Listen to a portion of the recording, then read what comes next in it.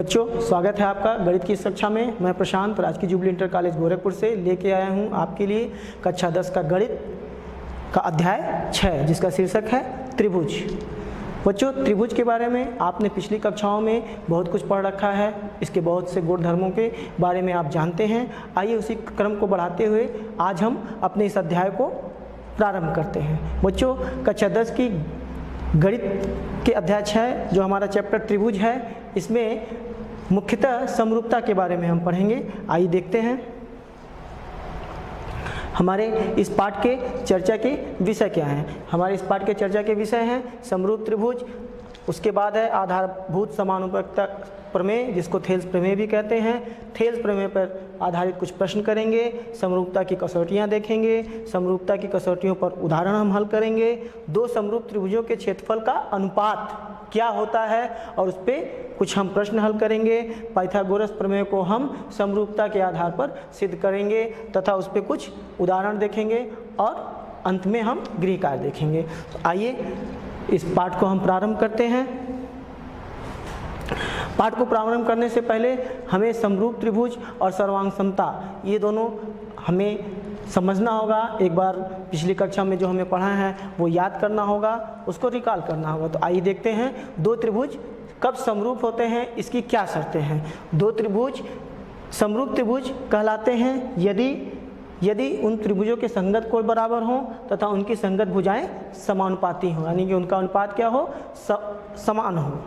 भुजाओं का अनुपात क्या हो, हमेशा समान होगा और संगत कोण हमेशा बराबर होंगे, तभी वो दो त्रिभुज क्या होंगे, समरूप त्रिभुज कहलाएंगे। आइए पाठ को आगे बढ़ाने से पहले हम कक्षा 9 में सर्वांग समता के बारे में बहुत कुछ पढ़ रखे हैं। बस हम थोड़ा सर्वांग समता को देख लेते हैं कि सर्वांग समता से क्या मतलब होता है। सर्वांग समता, दो त्रिभुज कब सर्वांग सम होते हैं ये आपने कक्षा 9 में भली भांति पढ़ा है।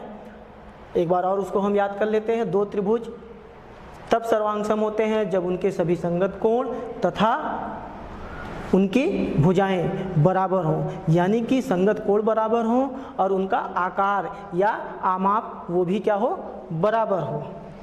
जैसा कि यहाँ दिया गया है, दो त्रिभुज जिनके आकार व माप दोनों समान हो उन्हें सर्वांगसम त्रिभुज कहते हैं। उसके बाद हम देख लेते हैं कि समरूप तथा सर्वांगसम त्रिभुज में क्या संबंध है। बच्चों, सभी सर्वांगसम त्रिभुज समरूप होते हैं, परंतु सभी समरूप त्रिभुज सर्वांगसम हो ये आवश्यक नहीं है। इस बात को ध्यान में रख के आइए हम इस अध्याय को शुरू करते हैं। इस अध्याय का पहला प्रमेय है आधारभूत समानुपातिकता प्रमेय जिसको थेल्स प्रमेय भी कहते हैं। आइए अब हम इसके कथन को देखते हैं।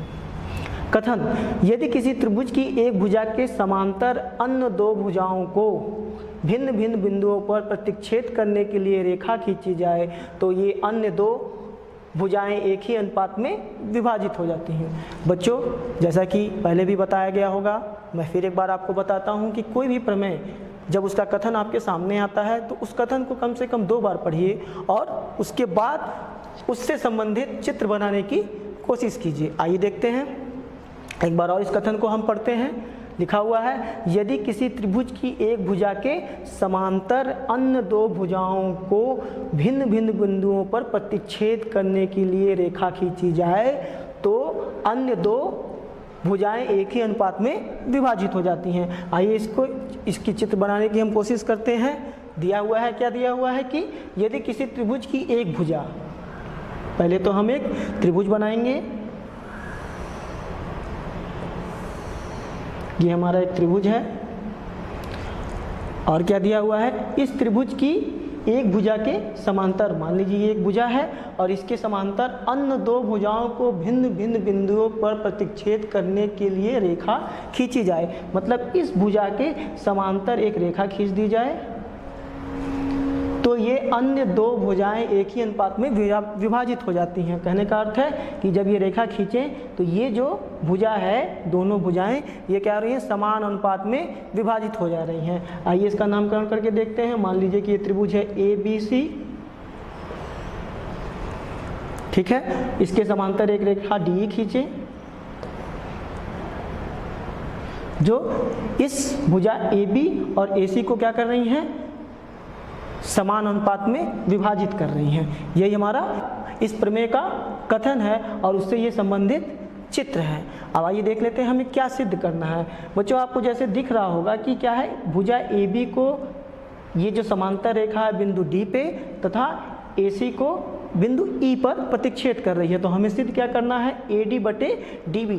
देखिए यहाँ दिया हुआ है, सिद्ध क्या करना है हमें, AD बटे DB। AD बटे DB बराबर होगा AE बटे EC। इससे वही चित्र मैंने यहाँ भी बना रखा है, आप यहाँ भी देख सकते हैं। AD बटे DB बराबर AE बटा EC। एक बार आइए देखते हैं क्या क्या दिया हुआ है। इसमें दिया हुआ त्रिभुज ABC, ये देखिए त्रिभुज ABC है और इसमें एक समांतर रेखा है, क्या है, DE समांतर रेखा क्या है, BC की। और क्या दे रखा है कि DE भुजा AB तथा AC को, DE भुजा AB तथा AC को क्रमशः D तथा E बिंदु पर प्रतिच्छेद करती है। तो हमें क्या सिद्ध करना है, हमें सिद्ध करना है AD बटे DB बराबर AE बटे EC। ये हमें सिद्ध करना है। आइए अब हम प्रमेय की उत्पत्ति की तरफ चलते हैं और उत्पत्ति के पहले हमें इस प्रमेय में कुछ रचना करनी है।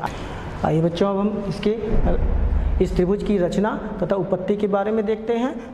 सर्वप्रथम देखते हैं क्या दिया है। दिया क्या है हमारा, एक त्रिभुज दिया है जिसका नाम क्या है, ABC। और इस भुजा BC के समांतर एक रेखा दी गई हुई है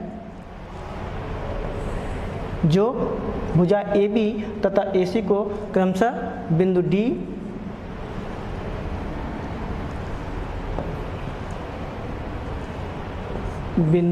D तथा E पर प्रतिच्छेद करती है। क्या दिया हुआ है, त्रिभुज ABC में भुजा BC के समांतर एक रेखा DE है जो भुजा AB तथा AC को क्रमशः बिंदु D तथा E पर प्रतिच्छेद करती है। तो हमें क्या सिद्ध करना है, AD बटा DB ये बराबर क्या होगा, AE बटा EC। आइए इसके रचना के चरण देख लेते हैं। रचना के चरण में हम क्या करेंगे, B को C से मिलाएंगे, B को E से मिलाएंगे तथा C को D से मिलाएंगे। इसके बाद भुजा AC पर बिंदु D से क्या करेंगे, एक लंब, और इसी प्रकार बिंदु E से भुजा AB पे लंब।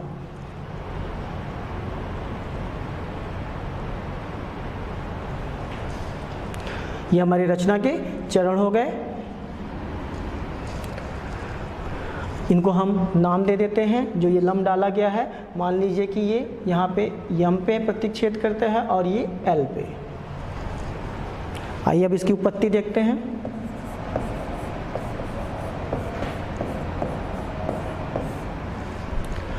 हम अब यहाँ दो त्रिभुज की बात करते हैं, त्रिभुज ADE तथा त्रिभुज BDE। मैं इसको और आपको क्लियर करके दिखाता हूँ। इस त्रिभुज की बात हो रही है, त्रिभुज ADE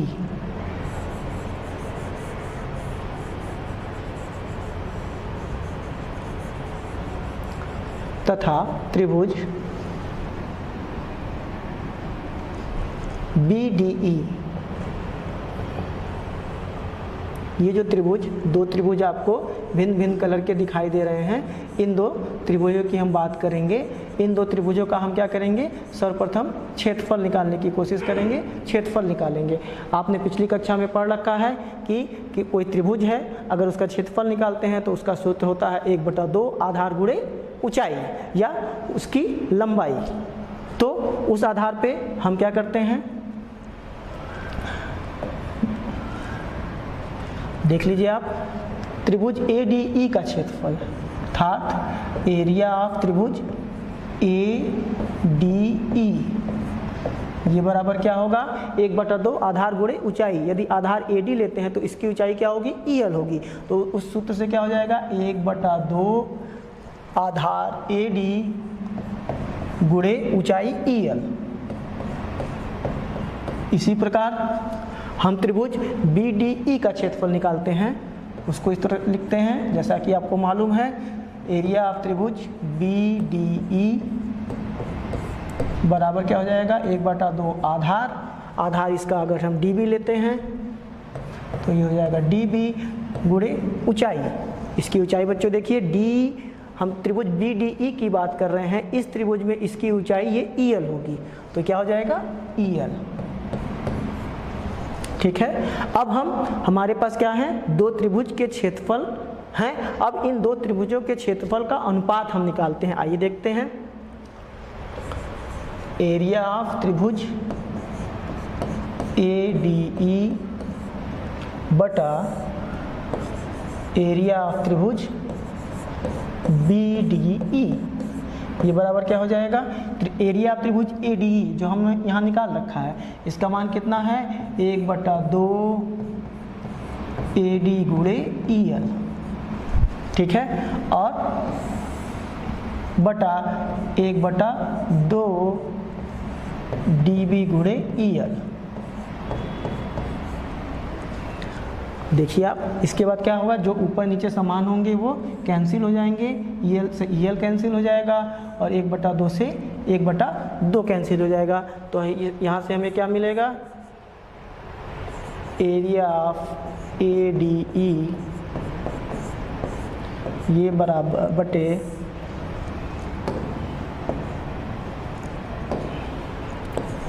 area of B D E ये बराबर क्या हो जाएगा, ए डी बटे डी बी, ए डी बटे डी बी। बच्चों ये हमारा हो जाएगा समीकरण नंबर 1। ठीक है, देख लीजिए आप, दो त्रिभुज हैं, इन दोनों त्रिभुजों का हमने क्या किया, अलग अलग क्षेत्रफल निकाला और उन त्रिभुजों के क्षेत्रफल का अनुपात दिखाया। तो दोनों त्रिभुजों के क्षेत्रफल का अनुपात क्या हो गया, ए डी बटे डी बी, जो कि हमारा समीकरण नंबर 1 हो गया। अब आपको पुनः ऊपर तो एक त्रिभुज वो दिख रहा है ए डी ई, और त्रिभुज सी डी ई की हम बात करेंगे। सी डी ई आपको दिख रहा होगा, सी डी ई, यानी कि ए डी ई जो ऊपर जो पहले त्रिभुज है उसका अनुपात किसके साथ निकालेंगे, त्रिभुज सी डी ई के साथ निकालेंगे। आइए देखते हैं, इसको इसी तरह हम लिख देंगे, एरिया ऑफ त्रिभुज ए डी ई बटे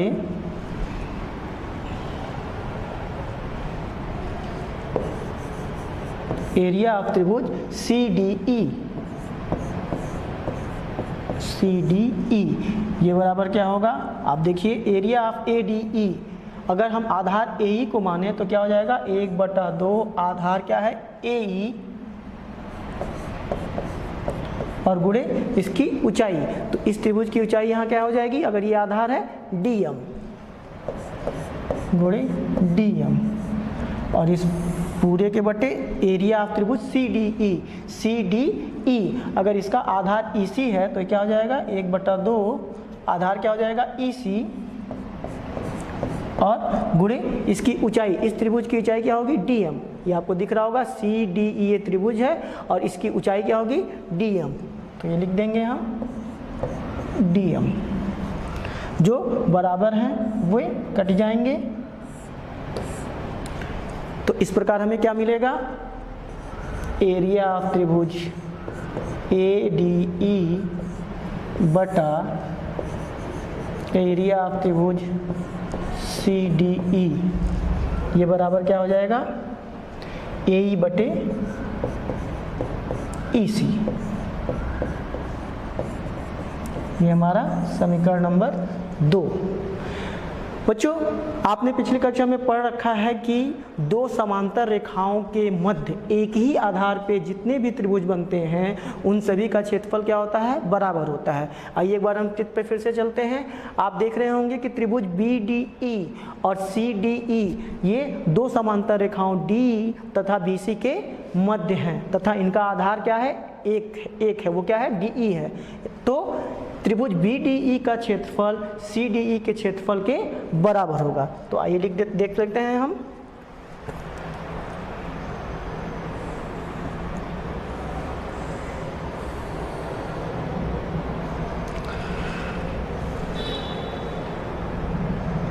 हम जानते हैं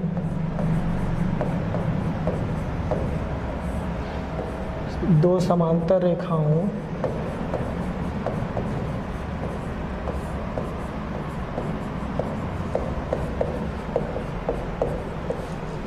तथा एक ही आधार पर बने त्रिभुजों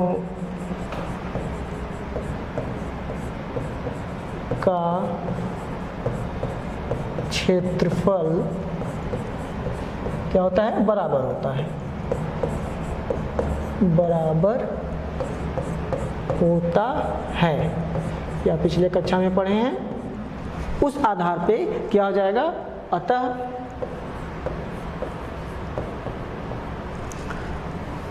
एरिया ऑफ त्रिभुज BDE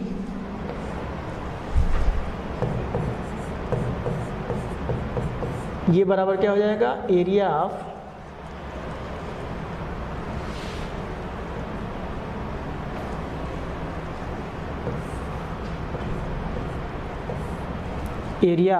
CDE, CD और E। अब बच्चों फिर हम समीकरण नंबर 1 और 2 पे आते हैं। आप देखिए इस समीकरण नंबर 1 में जो बटे में है अंश में ADE है, और समीकरण नंबर 2 में भी अंश में क्या है? ADE, यानी ऊपरी भाग में क्या है? ADE, और भर में क्या है? एरिया ऑफ BDE, और यहाँ क्या है? Area of CDE। और हमारा समीकरण नंबर 3 क्या कहता है? ये समीकरण नंबर हमारा 3 है। ये क्या कहता है कि BDE और CDE का जो क्षेत्रफल है वो बराबर है, अर्थात यहाँ पे ये हर और ये हर भी क्या हो गए? बराबर हो गए। इस आधार पे हम कह सकते हैं कि समीकरण नंबर 1 का बायां पक्ष समीकरण नंबर 2 के बाएं पक्ष के बराबर है। अतः हम यहाँ लिखेंगे, अतः समीकरण 1, 2 तथा 3 से जब किसी समीकरण में किन्हीं दो दिए हुए समीकरण में उनके बाएं पक्ष बराबर हैं तो उनके दाएं पक्ष भी क्या होंगे? बराबर होंगे। एक बार और आप देख लीजिए, इस समीकरण की बात हो रही है। ये जो हमारा समीकरण नंबर 1 है और ये हमारा समीकरण नंबर 2 है।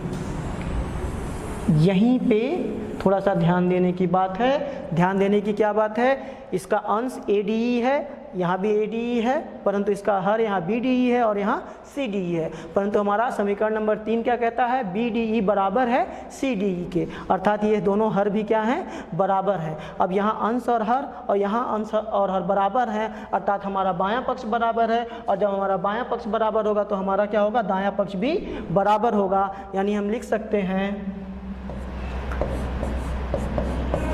AD बटे DB बराबर क्या होगा?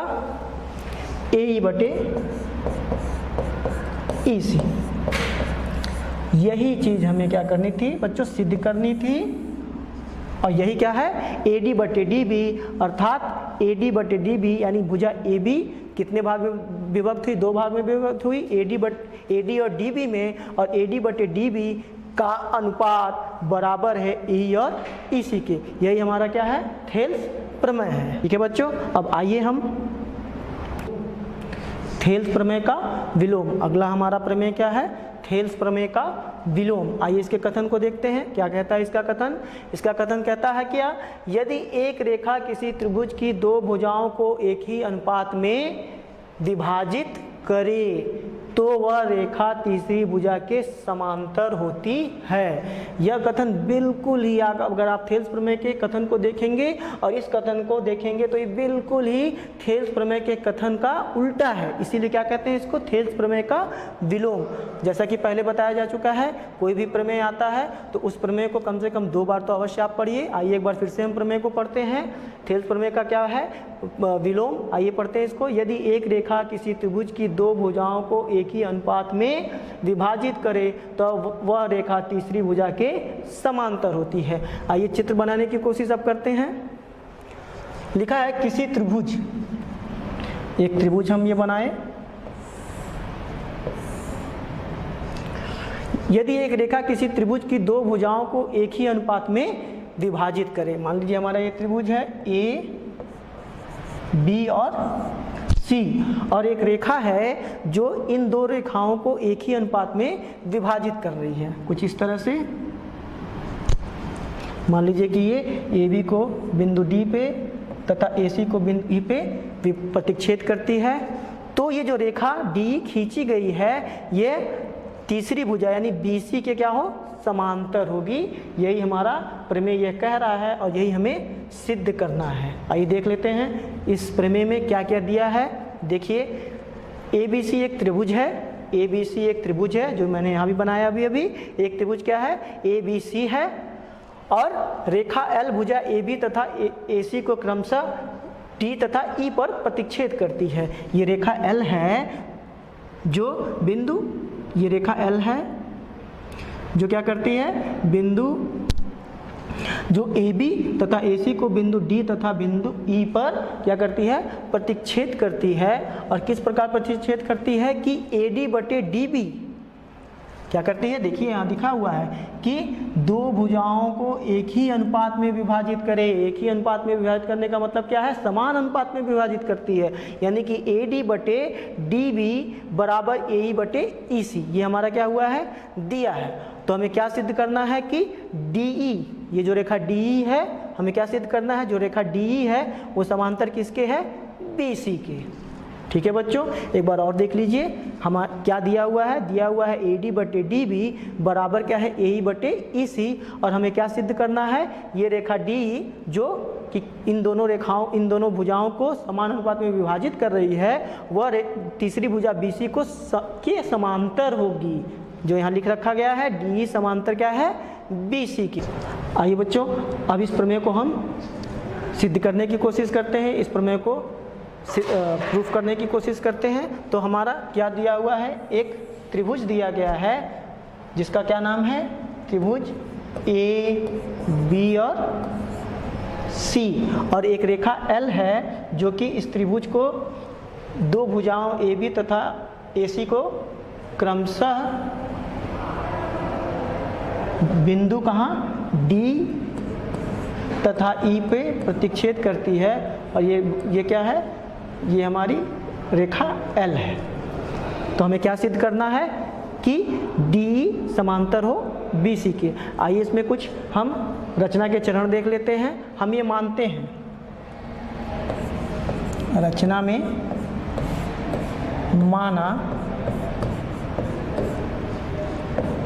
डी ई समांतर नहीं है बी सी के। जब डी समांतर नहीं है बी सी के तो हम एक ऐसी रेखा खींचते हैं जो बी सी के समांतर हो। तो हम एक ऐसी रेखा खींचे हैं जो कि इसके समांतर हो। तो मान लीजिए कि हम डी से एक रेखा खींचे,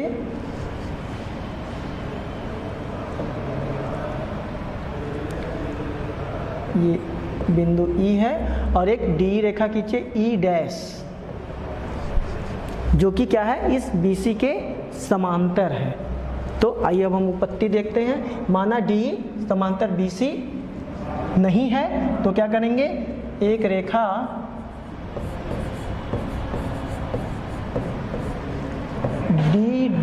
ई डैश इस प्रकार खींचा,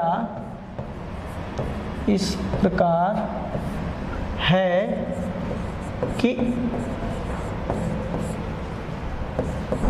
डी ई डैश समांतर किसके हो, BC के। आइए अब उत्पत्ति हम देखते हैं इसकी।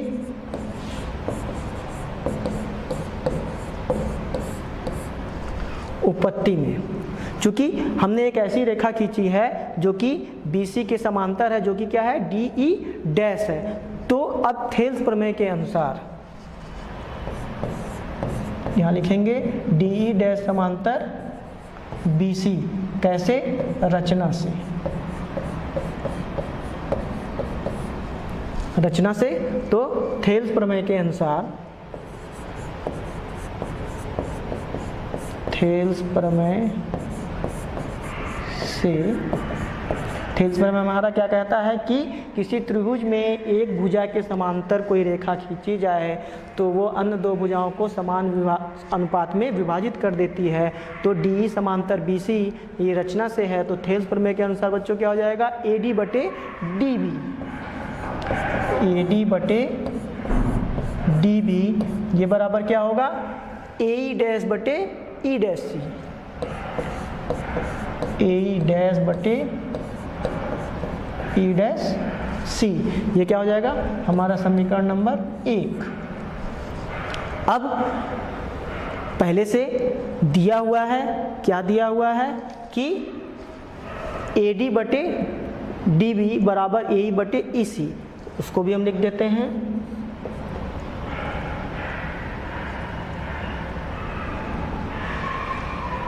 क्या है कि ए डी बटे डी बी बराबर ए ई बटे ई सी, ए ई बटे ई सी, ये हमारा समीकरण नंबर 2 है। कैसे है, दिया हुआ है, ये हमारे कथन में जैसा कि पहले बताए हैं हम दिया हुआ है, ये हमारा समीकरण नंबर 2 है। आइए फिर देखते हैं समीकरण नंबर 1 का बायां पक्ष ए डी बटे डी बी है और समीकरण नंबर 2 का बायां पक्ष वो भी क्या है, ए डी बटे डी बी है, यानी किन्हीं दो समीकरण के बाएं पक्ष बराबर हैं तो उनके दाहिने पक्ष भी क्या होंगे, बराबर होंगे। तो हम यहाँ लिख सकते हैं समीकरण 1 व 2 से क्या लिख सकते हैं, ए ई डैश बटे ई डैश सी बराबर क्या होगा, ए ई बटे ई सी। अब आइए देखते हैं इसमें क्या कर सकते हैं हम।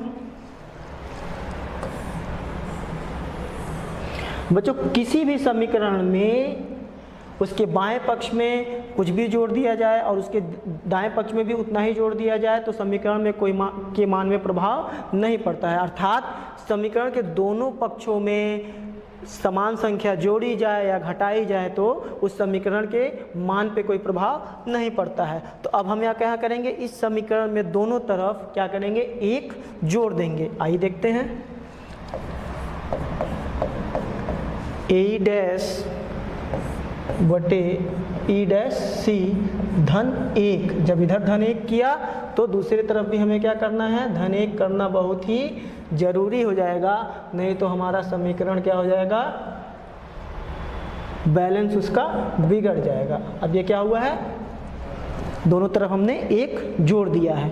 अब इसको हम हल करते हैं, इसका लघुत्तम हो जाएगा ई डैश सी, तो ये हो जाएगा ए ई डैश और प्लस ई डैश सी, ये बराबर यहाँ पे इसका लघुत्तम ई सी और यहाँ आ जाएगा ए ई धन ई सी।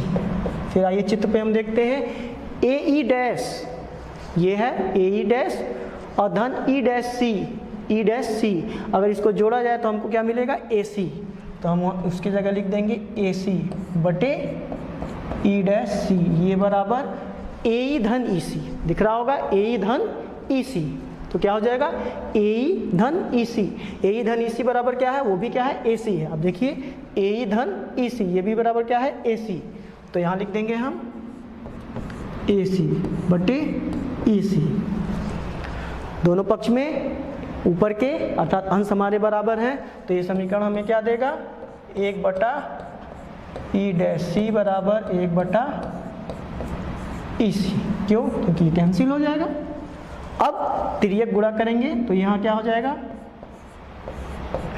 ई सी बराबर ई डैश सी, क्या कह रहा है, ई सी बराबर ई डैश सी, और ये कब संभव है, जब ई और ई डैश एक ही बिंदु हो अर्थात संपाती हो, यह तभी संभव है जब ई तथा ई डैश एक ही बिंदु हो, अर्थात क्या हो, संपाती। जब दोनों एक ही बिंदु होंगे अर्थात क्या होंगे, संपाती होंगे, संपाती हो। और जब ये दोनों बिंदु एक ही होंगे, संपाती होंगी, तो क्या होगा, ये तभी संभव होगा जब डी किसके समांतर हो, BC। अतः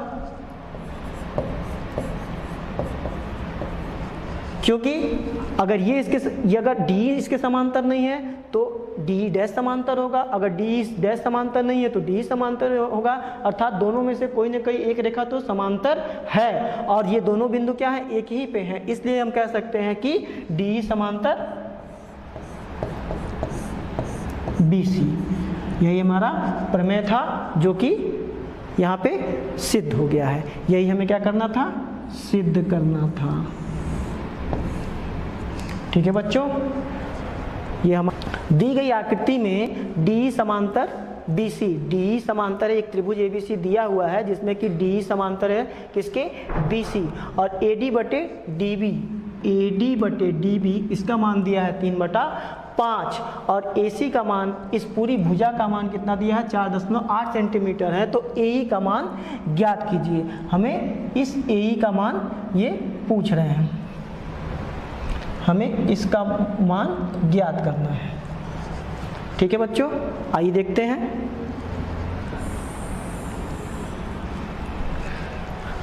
मान लेंगे, माना AE बराबर